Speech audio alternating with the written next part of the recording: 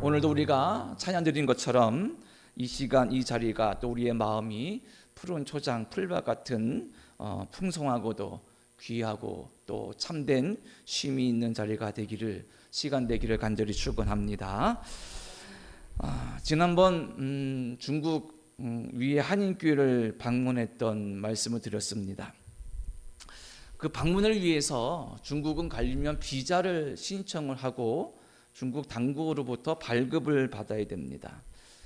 저희 지방 임원들이 단체 비자를 신청해서 방문하기로 했는데 저는 여권 만료 기간 때문에 개인 비자를 시간상 신청하게 되었습니다. 비자를 개인적으로 처음 신청하고 발급받는 일이라 좀 꽤 걱정이 되었고, 또 중국 가는 길이기 때문에 비자가 잘 나올까 또 염려되기도 했습니다. 비자를 신청하고 받는 과정은 참 여러 가지로 조금 어렵기도 했고 복잡하기도 했습니다. 먼저 신청서를 작성해야 됐는데 참 번거로웠습니다. 그 신청서에 여러 가지를 기록해야 되는데 별의 별 것을 다 요구하는 것이었습니다. 개인 신상과 그곳에서 머물 숙소는 물론 당연히 기록해야 되겠고, 거기에 연소득이 얼마인지도 적어야 되겠고, 가족관계를 다 적어야 되고, 심지어 부모님이 어디 사시는지, 따로 산다면 어느 곳에 거주하시는지까지 다 적어야 됐습니다. 그리고 참 어이없고 조금 어려웠던 것은 직장 주소와 연락처도 적어야 되겠고, 직장 상사 이름도 적어야 되겠고, 그 직장 상사의 전화번호도 적으라는 것입니다. 자, 그래서 저는 회사 생활을 하지 않기 때문에 직장 상사를 누굴 적어야 되나, 그리고 직장 상사가 있다면 누굴 적어야 되나, 누구 전화번호를 적어야 되나, 참 어렵더라고요. 그래서 이렇게 저렇게 우여곡절 끝에 비자 신청서를 냈고, 직접 방문해서 또 거기서 서류를 제출하고 그리고 발급을 받게 되었습니다. 한편으로는 참 번거로우면서 또 한편으로는 좀 불쾌하기도 했습니다. 인권을 좀 침해당한다, 그런 생각도 들었습니다. 왜냐하면 개인적인 내용을 너무나 많이 요구하는 부분들이 있어서 조금 그런 생각도 들었습니다. 하지만 다른 나라에서 요구하는 것이니까 자기 나라에 들어오려면 이런 것들은 알려줘야 된다니까 무슨 방법은 없었죠. 하지만 참 마음속에 좀 불편한 것들도 있었고 어렵기도 했습니다. 우리가 살고 있는 이 시대는 그 어느 시대보다 인권이 중요한 시대입니다. 인류 역사상 우리가 살고 있는 이 시대만큼 한 사람 한 사람에 대한 인권, 인격을 존중하는 시대는 아마 없었을 것입니다. 물론 지금 이 시대에도 여전히 무참하게 인권을 유린당하는 일이나 상황이나 지역이나 나라가 있습니다. 또 반대로 너무 인권에 대한 존중이나 그것에 대한 권리가 강해져서 상식적이진 않은 일도 인권이라는 이름하에 아주 자연스럽게 또 행하는 일들을 보면 또 마음이 답답하기도 합니다. 하지만 어쨌든 세상 모든 일에는 부작용이 있기 마련이니까 인권에 대한 여러 부작용이 있을지라도 한 사람 한 사람의 인격, 그리고 그 한 사람의 어떤 생명의 소중함들을 존중하는 것은 참 소중한 것이고 또 하나님의 뜻인 것을 우리는 알고 있습니다. 인권을 말할 때 그 가운데는 핵심이 있겠죠. 인권은 어떤 내용을 포함하고 있을까요? 자유, 권리, 존중, 이런 내용들이 있겠습니다. 거기엔 또 그에 따르는 합당한 마땅한 책임도 있을 것입니다. 제가 이 인권에 대해 말씀드리는 이유는 이 인권, 그 안에 있는 자유나 권리나 존중이나 책임에 대한 문제들이 성경 말씀에서도 찾을 수 있다는 것입니다. 그리고 오늘 말씀에서 우리가 그 내용을 발견할 수가 있습니다. 그래서 오늘 말씀 중에서 우리는 어떻게 복음 안에서 인간이 누리는 자유, 권리, 이러한 것들이 높이 승화되어서 하나님께 영광이 되고 우리의 삶을 복되게 할 수 있는지를 함께 깨닫고 나누고자 합니다. 오늘 우리가 본문으로 택한 성경은 고린도전서인데, 고린도서는 지금의 그리스에 있는 항구 도시 고린도 지역에 세워진 교회에 보낸 바울의 편지입니다. 이 고린도전서에는 고린도 교회의 내부적인 상황들을 아주 세세하게 기록해 주고 있는데, 바울이 그것에 복음을 전하고 교회를 세웠습니다. 그리고 바울이 그것을 떠났는데 그 이후에 교회 안에서 여러 가지 일들로 말미암은 내홍이 끊이지 않았습니다. 여러 갈등이나 다툼이나 분란이 있었습니다. 고린도전서는 그걸 자세하게 알려주고 있는데, 대표적으로 이 교회 안에 파당이 생겼습니다. 그룹을 지어서 서로 끼리끼리만 모이게 되었고 서로 또 다투게 되었습니다. 어떤 사람들은 나는 바울파라 그러고, 어떤 사람은 베드로파라 그러고, 어떤 사람은 그리스도파라 그러고, 파를 만들어서 막 자기들끼리 파당을 만들어서 싸우게 됩니다. 또 성도들끼리 고소고발하는 사건도 이어지면서 교회가 혼란스럽게 되고 음란의 문제들도 있었습니다. 여러 문제 중에 또 하나는 무엇이냐면 우상에게 바쳐진 제물에 대한 문제입니다. 우상에게 바쳐졌던 제물을 먹어도 되느냐 아느냐, 이런 갈등과 논란의 이야기입니다. 그 배경은 대략 이런데, 그 당시 이교 문화로 가득했던 고린도 도시에서 뭔가 누가 초대하는 식사제에 참석하거나 도시 내에서 고기를 구입해서 먹게 되면 그 고기는 대부분 우상이 신전에서 제물로 바쳐졌던 제물의 일부였습니다. 어떤 사람이 우상이 신전에 가서 제물을 드렸습니다. 그러면은 이 제사 끝나면 그 사람 몫의 고기를 받습니다. 그러면 자기 가족과 이웃들을 초청해서 식사를 하는 것이죠. 그 식사 자리에 이제 막 예수를 믿고 영접해서 예수를 믿기로 작정한 성도가 초대받을 수 있는 겁니다. 그 자리에 참석해야 되냐 말아야 되냐, 거기서 참석하면 만약에 그 고기를 먹어야 되냐 먹지 말아야 되냐, 이런 문제가 있고, 또 그렇지 않더라도 오랜만에 돈을 좀 모아서 동네 나가서 정육점에서 고기를 샀습니다. 그 고기를 먹으려고 한다면 말씀드린 것처럼 10중 8구 제물이었습니다. 그 신전에서는 제사장들이 제물로 바쳐진 이 짐승의 일부분을 자기 것으로 받았는데, 그중 상당 부분을 도시의 정육점에 유통시켰습니다. 그러니까 그 고린도에 살고 있는 사람들은 정육점에 가서 사는 고기가 대부분 신전에서 흘러나온 것을 알고 있었습니다.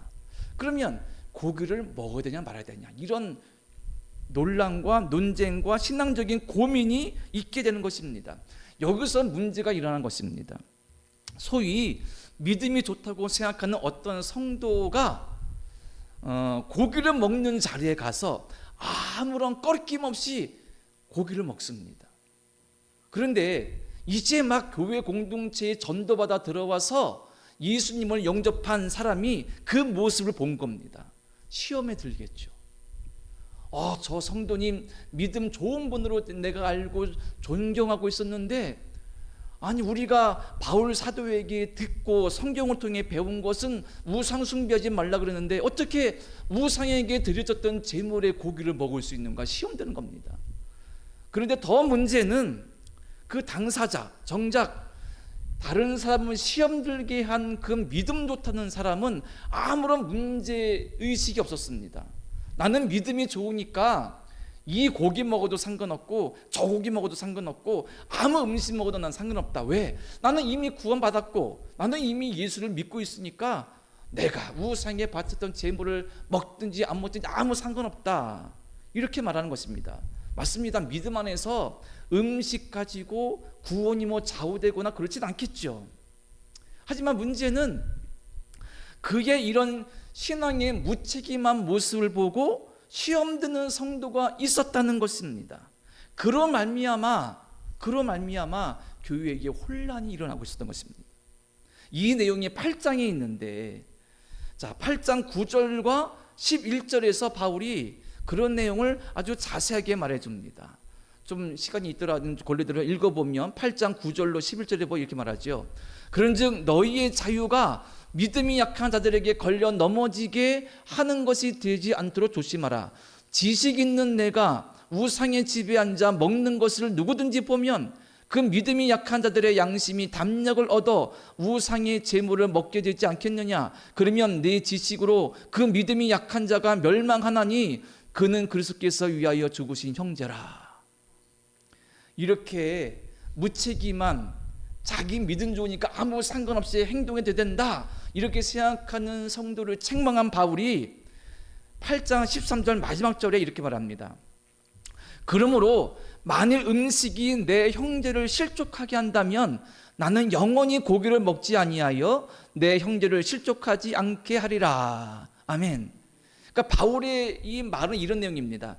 내 믿음으로는 우상은 허상이니까 있는 게 아닙니다.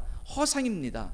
거기에 들여졌던 음식 고기라 할지라도 우상은 허상에 불과한 것이니 인간이 만들어낸 것이니 내 믿음으로 그 고기 먹어도 나는 아무런 흔들림도 없고 뭔가 꺾임도 없고 하나님이 주신 음식으로 감사해 먹을 수 있다. 이것이 바울의 믿음인 거예요. 그런데 내가 만약 그런 믿음을 가지고 있다고 하여 자랑하여서 아무데나 가서 고기 먹고 아무데나 가서 그 자리에 합석하는 것을 보고 누가 시험 든다면 나는 평생 고기를 입에도 안 댈 거야.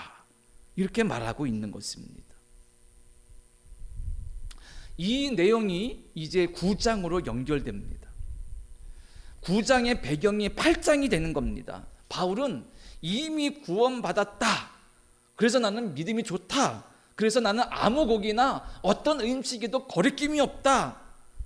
그렇게 상관없다고 말하면서 함부로 방종하는 이 사람들, 믿는 자의 책임은 무시하고 자기 멋대로 마음대로 살아가는 사람들, 그런 성도들, 이런 사람들을 책망하면서 사도로서 내 자신이 마땅히 가져야 될 권리, 그러한 것들이 있는데 그것을 포기한 것을 말하고 있습니다. 왜냐하면 9장 3절에 보면 바울이 사역을 하면서 어떤 대가를 받지 않았습니다. 그것을 비판하는 사람들이 있었어요. 그래서 우상의 제물에 대한 문제를 말하면서 거기서 신앙의 자유, 권리 말하면서 내 사도로서의 권리, 자유를 내가 어떻게 쓰고 있는지, 내가 어떻게 그런 권리를 포기하고 있는지를 바울이 말하면서 성도들에게 권면하고 있는 내용인 것입니다.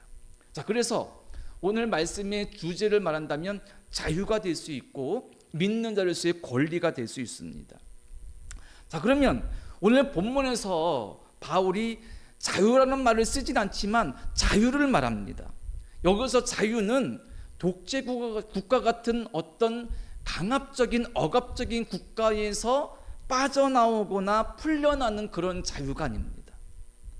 바울이 성도들에게 말하고 싶은 자유, 오늘날 우리 모든 믿는 자들이 소유해야 되는 자유, 그 자유는 무엇일까? 오늘 나누고자 하는데 먼저 본문 12절을 보겠습니다. 12절 말씀 제가 읽겠습니다. 다른 이들도 너희에게 이런 권리를 가졌거든 하물며 우리일까 보냐. 그러나 우리가 이 권리를 쓰지 아니하고 범사에 참는 것은 그리스도의 복음에 아무 장애가 없게 하려 함이로다. 아멘. 자, 바울이 말하는 자유는 이것입니다. 내가 마땅히 행사하고 누릴 수 있는 권리가 있어요. 그거를 행사하지 않는 자유. 내가 복음을 전하면서 사도로서 마땅히 받아야 될 것이 있는데 그것을 받지 않을 수 있는 자유, 이런 자유입니다. 부연하자면 바울은 예수님을 직접 따라다닌 12 제자가 아니었음에도 사도로 인정을 받았습니다. 사도의 가장 중요한 조건은 뭐였냐면 예수님을 직접 배웠느냐, 예수님의 가르침을 직접 받았느냐. 그러니까 12 제자가 가지고 있는 조건이 가장 중요한 사도로서의 조건이었습니다. 그런데 바울에겐 그게 없었죠. 하지만 바울은 초대교회 내에서 사도로 인정받았습니다. 왜냐하면 그가 12제자는 다르지만 다메섹에서 예수님을 만났고 그가 그저 고백하면서 회심했고 너무나 뜨겁고 열정적으로 돌아다니면서 복음을 전했기 때문입니다. 그것을 베드로를 비롯한 12제자도 즉 예루살렘 교회도 인정해 주었습니다. 마땅히 사도로서 바울도 여러 교회를 세우고 전도하면서 그 사역을 위해서 후원받을 자격이 권리가 있었던 것입니다. 그래서 오늘 본문 앞단락에 보면 당시 사도들이 어떠한 교회 내에서 섬김을 받았는지를 대략 짐작할 수 있는 내용들이 나옵니다. 자, 오늘 본문 앞부분에 보면 4절로 6절까지 말씀 보시기 바랍니다. 4절로 6절에 보면 이런 말씀이 있어요. 우리가 먹고 마실 권리가 없겠느냐? 우리가 다른 사도들과 주의 형제들과 게바와 같이 믿음에 자매된 아내를 데리고 다닐 권리가 없겠느냐? 어찌 나와 바나바만 일하지 아니할 권리가 없겠느냐? 그러니까 초대교회의 사도들, 그들도 사역을 하면서 교회의 후원을 받았습니다. 생계를 위하여서. 당연하지 않겠습니까? 베드로도 보니까 아내와 함께 다니면서 사역도 했고 다른 제자들도 그랬던 것 같습니다. 그래서 그들은 특별하게 어떤 다른 사회적인 직업을 가지지 않고 교회의 요즘 표현을 한다면 선교 후원을 받아서 사례를 받아서 하나님 복음을 전했던 것입니다. 그런데 바울은 바나바와 함께 일을 가졌습니다. 어떤 일이죠? 그가 가진 직업은 천막을 만드는 일이었죠. 그래서 그는 스스로 천막을 만드는 일을 하면서 생계를 유지하고 교회로부터 자기가 전도하고 자기가 세운 교회로부터 어떤 후원을 받지 않았습니다. 여기에 대해서는 여러 가지 비판이나 오해도 일어날 수 있는 상황이 되었습니다. 바울은 이런 상황에서 자신의 어떤 자신뿐 아니라 사도들이 받을 권리에 대해서 먼저 설명을 합니다. 왜냐하면 자기가 후원을 받지 않으니까 교회에서 사도들은 후원하지 않아도 돼, 사례 주지 않아도 돼, 그냥 알아서 먹고 사나 봐 이렇게 생각할까 봐 교회가 마땅히 감당해야 될 어떤 섬김을 설명해 줍니다. 그 내용이 이제 9장 7절 이하에 있는데 예를 들면 이런 것이죠. 어떤 군사가 자기 돈 들여서 군대 가서 싸우냐? 국가에서 먹을 걸 주는 거고 무기 주는 거지. 또 어떤 사람이 포도나무를 심고 일하면서 포도에서 나오는 열매를 받지 않고 그것으로 경제생활하지 않느냐? 그렇지 않다. 또 어떤 사람이 양을 먹이면서 양에서 나오는 젖이나 고기를 사용하지 않겠느냐? 먹지 않겠느냐? 그런 사람 없다. 마땅하다. 신명기에도 보면 율법에 따르면 소가 밭을 갈고 일을 할 때 입을 막지 말라 그랬다. 왜? 그 수고하는 소도 먹어야 되니까. 마땅히 사도들도 너희들에게 교회에서 후원 받아야 된다. 하지만 나는 그렇지 않다. 나는 그렇지 않고 자비랑으로 한다. 라고 바울이 말하고 있는 거예요. 그래서 14절에 보면 이것을 분명하게 하기 위해서 이와여서 이와 같이 주께서도 복음 전하는 자들을 복음으로 말미암아 살리라 명하셨느니라.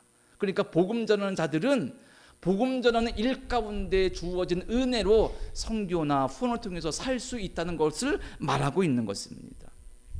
그러면 여기서 왜 바울은 사도로서 마땅히 받아야 될 권리를 포기했을까? 행사하지 않았을까? 그 이유는 자명한데 한 가지는 우리가 읽었던 12절 마지막 부분에 보면 바울이 이렇게 말했습니다. 그리스도의 복음에 아무 장애가 없게 하려 함이로다. 이게 어떤 내용이냐면 당시 그 로마 시대의 사람들은 지금처럼 여러 가지 매체가 발달하지 않았기 때문에 어떤 연설가, 운병가 이런 사람들이 어떤 그 연설이나 가르침들을 듣는 것을 좋아했어요. 그래서 순회하며 돌아다니면서 연설하고 말하는 철학자 그런 사람들이 있었거든요. 그런 사람들의 가르침 연설 들으려면 돈을 냈다는 거예요. 또 유대 랍비들도 원래 무보수로 하나님 말씀을 가르치고 전해야 되는데 시간 지나면서 이들도 여러 가지 편법을 이용해서 보수를 받으면서 많은 돈들을 모으게 되었습니다. 그리고 심지어 예루살렘 성전에서 일어난 제사장들도 여러 가지 불이한 방법으로 배를 불려서 비만처럼 뚱뚱해서 살이 쪘다는 겁니다. 그만큼 잘 먹고 잘 살아서. 바울은 그런 이교의 문화들이나 유대교의 문화들을 보면서 나는 내가 성도들에게 교회에서 받는 것을 받지 않고 내 혼자 열심히 일하여서 내 자비량으로 섬기고 복음 전하는 것으로 본이 되려 했다는 것으로 보입니다. 이것이 바울이 생각한 첫 번째 이유이고, 또 한 가지 이유가 있습니다. 이것이 더 중요합니다. 그것을 우리는 어디서 볼 수 있느냐 하면 본문 15절 16절에서 먼저 볼 수가 있습니다. 본문 15절과 16절 보시기 바랍니다. 자, 제가 읽겠습니다. 그러나 내가 이것을 하나도 쓰지 아니하였고 또 이 말을 쓰는 것은 내게 이같이 하여 달라는 것이 아니라 내가 차라리 죽을지언정 누구든지 내 자랑하는 것을 헛된 대로 돌리지 못하게 하리라. 내가 복음을 전할지라도 자랑할 것이 없음은 내가 부득불할 일임이라. 만일 복음을 전하지 아니하면 내게 화가 있을 것이로다. 아멘. 바울이 이렇게 말하는 거예요. 내가 마땅히 받아야 될 사도로서의 권리를 받지 않는 것은 혹시 누가 나를 보고 아유 바울 자기가 복음 전하면서 자기 돈벌이 하려는 거 아니야? 이런 오해를 받기 싫고, 나아가서는 내가 복음 전하지 않고서는 견딜 수 없고, 복음 전하는 그 자체가 내게는 은혜이고, 내가 복음 전하지 아니하면 내가 하나님께 벌을 받을 수 있기 때문이다. 이렇게 말하고 있습니다. 이 내용을 좀 더 자세하게 17절과 18절에 바울이 이렇게 말합니다. 보시기 바랍니다. 17절과 18절입니다. 내가 내 자의로 이것을 행하면 상을 얻으려니와 내가 자의로 아니한다 할지라도 나는 사명을 받았노라. 그런즉 내 상이 무엇이냐? 내가 복음을 전할 때에 값없이 전하고 복음으로 말미암아 내게 있는 권리를 다 쓰지 아니하는 이것이로다. 아멘. 바울이 이렇게 말합니다. 내가 받을 상이 무엇이냐? 달리 말하면 하나님께 받을 상도 있고, 또 권리 측면에서 본다면 사도로서 마땅히 교회에서 후원받을 것도 있거든요. 그런데 바울에게 진정한 상은 무엇이냐면 뭔가 받는 것이 아니라 복음 전하는 그 자체가 내게는 그 어떤 상과도 비교할 수 없는 큰 상이라는 거예요. 그래서 나는 그 복음 전함이 내 상이기 때문에 교회에서 뭐 받지 않아도, 내가 수고해서 자비량으로 일해도 나는 너무 감사하고 그것이 하나님께 영광되기 때문에 내게 있는 권리를 다 쓰지 않는다라고 말하고 있다는 사실입니다. 참 놀라운 고백인 것입니다. 오늘날로 말하면 목회자가, 사역자가, 전도사가 선교와 목회를 하면서 아무것도 안 받겠다 이런 말이거든요. 그 내용 속에 바울이 말하기를 나는 내 사역 그 자체가 하나님이 내게 주신 은혜이고 상이다. 이것이 내게 가장 큰 상급이다. 다른 것은 필요하지 않다. 그래서 바울이 다른 모든 것을 내려놓고 포기한 것입니다. 박해자였던 자신을 부르시고 택하신 우리 주님의 은혜를 생각하니 내가 무엇을 받지 않아도, 후원받지 않아도, 내가 뭔가 떵떵거리면 명예를 누리지 않아도 복음 전한 그 자체가 나에겐 너무나 영광이었고 은혜였고 큰 상급이었기 때문에 그 어떤 것도 필요하지 않다는 것이 바울의 고백이었던 것입니다. 그러면 바울의 자유는 무엇일까요? 내게 있는 권리를 다 쓰지 않을 수 있는 자유. 내가 할 수 있음에도 하지 않을 수 있는 자유. 내가 받을 수 있음에도 받지 않을 수 있는 자유. 이것이 바울이 말하는 진정한 자유라는 사실입니다. 바울의 고백과 행함이 참 놀랍지 않습니까? 그의 이러한 진심, 헌신, 자기 포기가 결국에는 큰 열매를 맺게 되어서 허당 이들이 예수를 믿게 되었고, 교회가 세워지고 세계 복음화의 초석이 세워지게 되었기 때문에 그의 이런 고백과 행함이 놀라울 수밖에 없습니다. 그렇다면 우리는 어떠해야 될까? 하나님은 이런 바울을 사용하셨죠. 우리는 그런 바울을 보면서 우리는 어떠해야 될까? 어떤 삶을 살아야 될까를 생각하게 됩니다. 우린 그저 바울을 훌륭한 믿음의 선조쯤 한 사람으로 알고 있으면 충분할까요? 바울은 그렇게 살았어. 그러니까 위대한 사도였지. 그 정도 알고 있으면 충분한 것일까라는 것입니다. 아닙니다. 지금도 우리 주님께는 바울 같은 사람이 필요합니다. 지금도 우리 하나님께는 바울처럼 자신을 내려놓고 자기의 권리를 포기하고 겸손히 하나님께 온전히 헌신하고 순종하면서 주의 뜻을 감당하는 사람이 지금도 필요하다는 사실입니다. 자기 포기와 자기 모든 것들을 내세우지 않는 그런 것들이 자기 자랑이 되지 않고 오직 우리 주님만 바라보며 찬송하며 자랑하는 진정한 예수 믿는 사람, 예수의 제자가 지금도 필요하다는 사실입니다. 때문에 이 바울의 고백과 바울의 모습은 옛날 훌륭했던 바울의 말만이 아니라 오늘날 우리가 본받고 오늘날 우리도 결단하여서 내게 있는 권리를 주를 위해서 때로 포기하기도 하고 때로 내게 있는 자유를 주를 위하여서 제한하기도 하고 주를 위하여서 헌신할 수 있는 믿음의 성도로 세워져야 된다는 사실을 우리는 분명히 기억하고 깨달아야 된다는 사실입니다. 이런 글이 있습니다. 당신의 생활을 바꿔놓을 수 있는 세 가지 말이라는 글이 있는데 이 세 가지 말이 이런 것입니다. 나의 생활을 바꿔놓을 수 있는 세 가지 말. 첫 번째는 아마 당신이 오를 겁니다. 무슨 관계 속에서 다른 사람을 존중해 주는 표현이죠. 두 번째는 이런 말입니다. 당신은 마음속으로 알고 있어요. 그러니까 진심은 통한다 이런 뜻인 것 같습니다. 세 번째 말은 이런 말입니다. 네, 가겠습니다. 네, 가겠습니다. 이 세 번째 말이 네, 가겠습니다라는 말인 겁니다. 이런 의미인 것 같아요. 도움을 필요로 하는 누군가가 절실하게 나에게 도움을 요청했습니다. 그런데 그 도움 요청을 받고 주저하거나 변명하지 않고 즉시 네, 제가 가겠습니다.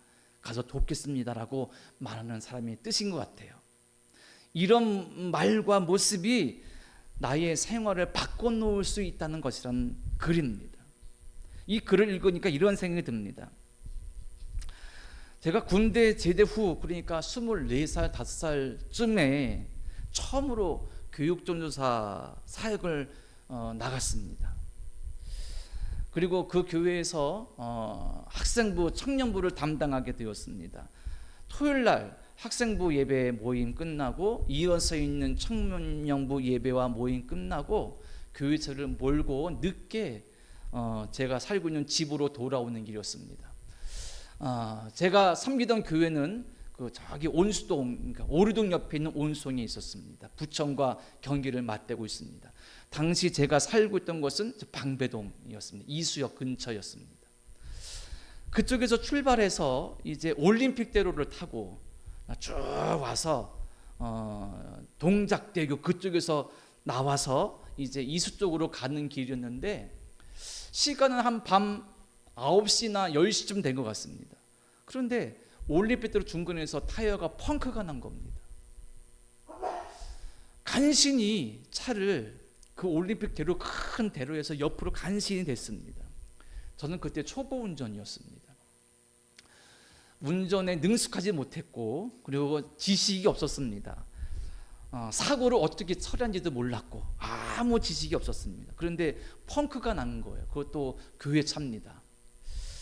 토요일날 9시, 10시쯤 이거 어떻게 해야 되나 난감했습니다. 집은 가야 되겠고 어떻게 해야 되나. 그 당시는 지금처럼 보험회사의 출동 서비스도 없었던 것 같고 교회 차니까 보험에 대한 것들도 몰랐습니다. 그리고 핸드폰도 없었죠. 그 올림픽대로 거기서 아마 제가 밖으로 나와서 공중전화로 교회에 전화를 했습니다. 목사님께 도움을 청한 거죠. 그런데 목사님께서도 특별한 도움을 주지 못했습니다. 그 큰 올림픽대로에서 혼자 남겨졌습니다. 사고가 안 난 게 다행이었습니다. 그때 어떻게 해야 되나 고민할 때 한 권사님이 생각이 났습니다. 그 권사님은 그 교회에서 여러 일들을 열심히 하시면서 많은 분들에게 칭찬받는 아주 좋은 권사님이었거든요. 그리고 친근감도 있어서 참 꽤 친하게 지던 분입니다. 그 권사님 댁은 부천 역곡이었습니다. 전화드렸습니다. 권사님, 제가 이러저러 한대요. 차가 펑크하는데요. 말하자 권사님이 다른 한마디 말도 없이 전사님 어디세요? 위치를 묻고 바로 오셨습니다. 부천 역곡에서 아마 제가 펑크한 자리가 제 기억으로는 영등포쯤 어졌던 것 같습니다. 여의도가 보였기 때문에. 그래서 그 권사님이 오셔서 그 밤에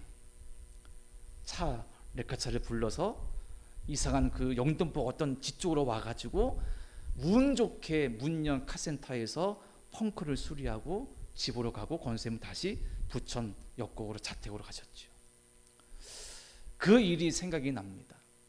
그때 24살, 25살 정도의 아무것도 모르는 풋내기 전도사, 그리고 차에 대해서 전혀 모르는 그 상황에서 아무런 말도 없이 제가 가겠습니다 하고 바로 달려왔던 그 권사님이 그때는 저에게 마치 천사처럼 느껴졌습니다. 좀 과하다면 예수님처럼 느낄 수도 있겠죠.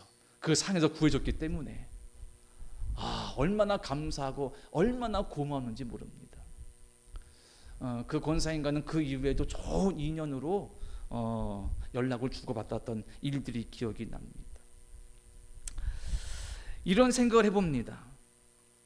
이유도 까닭도 묻지도 따지도 않고 지금 갈게, 내가 가서 도와줄게, 그런 친구가 있다면 얼마나 좋겠습니까?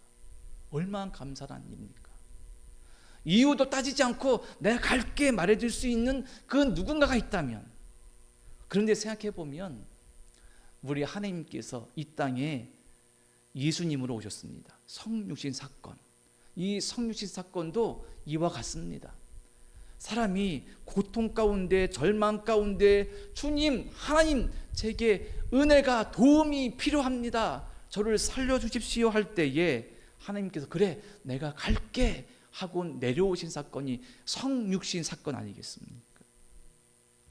그래서 예수님의 오심, 예수님의 죽으심, 예수님의 부활하심은 놀라운 복음의 사건이 되는 것입니다. 여기서 깨닫는 것이 뭐냐면 진정한 자유가 무엇이냐. 그래 내가 갈게, 제가 가겠습니다 지금. 이건 뭘까요? 내 생각, 내가 할 수 있는 것, 내 상황 다 뒤로 하고 필요한 일을 위하여서, 사람을 위하여서, 하나님을 위하여서 뭔가를 포기하는 모습인 것입니다. 결국에 우리 주님의 사랑 때문에, 십자가 때문에, 하나님의 측량할 수 없는 그 사랑 때문에, 부르심과 구원하심의 은혜 때문에 나의 것, 나의 상황, 내가 할 수 있는 것, 내가 마땅히 받아야 하는 것들을 포기하고 내려놓고 진심으로 주를 위해 헌신하는 것, 이것이 진정한 자유라는 사실을 오늘 말씀 우리에게 알려주시고 있습니다. 이 시대에도 이 자유를 소유한 자가 필요합니다. 그런 성도가 필요한 것이죠. 주를 위해 사랑할 수 있는 자유를 품고 있는 자, 주를 위해 용서할 수 있는 자유를 품고 있는 자, 주를 위해 헌신할 수 있는 자유를 품고 있는 자, 주를 위해 내가 가지고 있는 권리와 내 자랑을 포기하고 희생하며 섬길 수 있는 자유를 품고 있는 자, 그런 자유의 진정한 기쁨을 알고 누리는 자, 그런 성도가 오늘날도 필요하고, 하나님은 지금도 그런 성도를 통해, 그런 교회를 통해서 바울의 시대처럼, 초대교회 시대처럼 역사하시고 일하시기를 원하신다는 사실입니다. 저와 여러분 모두가 이러한 진정한 자유, 주를 위하여서 스스로 내려놓고 스스로 포기할 수 있는, 주의 그 사랑 때문에 사랑할 수 없는 자를 사랑할 수 있는, 용납할 수 없는 자를 용납할 수 있는 그 자유를 누릴 수 있는 우리 모든 성도가 되기를 간절히 바랍니다. 말씀을 정리합니다. 그러면 마지막으로 이런 질문이 드는 것 같습니다. 이런 자기 포기 헌신, 즉 이러한 자유가 진정 가능한 것이냐, 또 가능하다면 그 의미는 무엇이냐. 오늘 말씀의 다음 단락에서 바울이 그 대답을 충분히 우리에게 주고 있습니다. 자, 본문 다음 단락에 19절 보겠습니다. 9장 19절 말씀 보시기 바랍니다. 제가 읽습니다. 내가 모든 사람에게서 자유로우나 스스로 모든 사람에게 종이 된 것은 더 많은 사람을 얻고자 함이라. 아멘. 바울이 스스로 자유롭지만 스스로 모든 사람의 종인처럼 된 것은 그 사람들을 얻기 위함이다.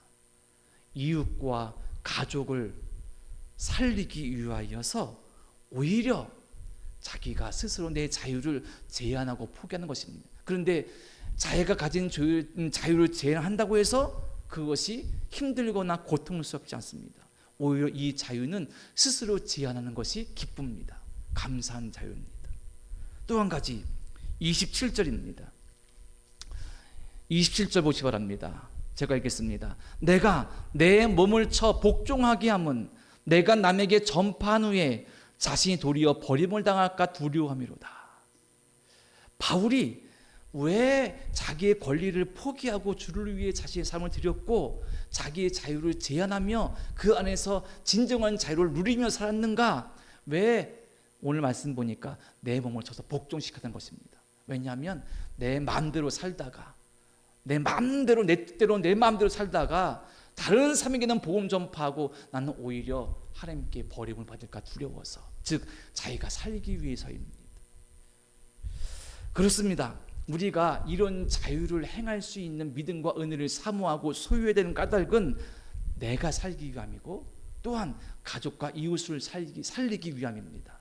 그리고 이러한 힘은 내가 예수 그리스도와 함께 살아갈 때 주어지는 은혜인 것을 우리는 믿습니다. 이 은혜를 사모하시고 믿음을 사모하시면서 진정한 자유의 삶, 은혜의 삶을 누릴 수 있는 저와 여러분 되시기를 간절히 축원합니다. 기도드립니다. 거룩하신 하나님 아버지, 자신이 마땅히 받을 수 있고 누릴 수 있는 권리를 내려놓고 포기하며 참된 자유를 사모하며 누렸던 바울을 우리가 함께 만났습니다. 주님, 이 시대에도 우리 주님은 바울과 같이 진정한 자유를 소유하고 그 진정한 자유로 복음 전하며 기쁨의 삶을 살아가는 성도들을 원하십니다. 우리가 그러한 성도 되게 하시고 그러한 믿음의 사람 되어서 하나님께 영광 돌리게 하시고 참된 자유를 기쁨으로 누리도록 인도하여 주시옵소서. 우리의 연약함, 우리의 부족함을 깨닫고 더욱 주를 의지하며 믿음으로 나아갈 수 있는 우리 모든 성도들 되도록 역사하시고 인도하여 주시옵소서. 예수님의 이름으로 기도드립니다. 아멘.